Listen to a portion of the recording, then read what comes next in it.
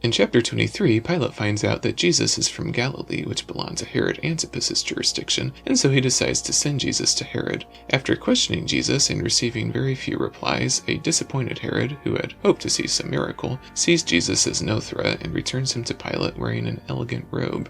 Luke says that after this event, Herod and Pilate stopped being enemies and became friends.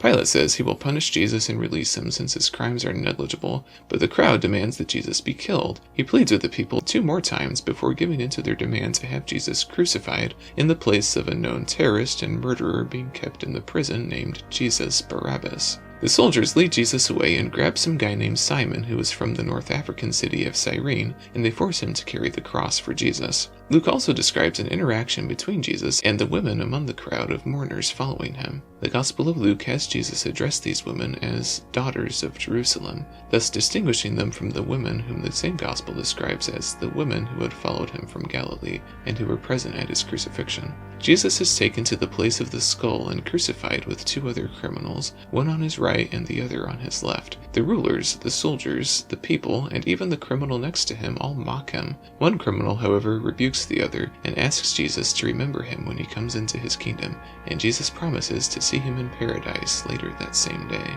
Luke tells us that it was about noon, and darkness came over the whole land until 3 in the afternoon, for the sun had stopped shining, and the curtain of the temple was torn in 2. Jesus then dies, calling out with a loud voice, "Father, into your hands I commit my spirit," and he is buried in a tomb.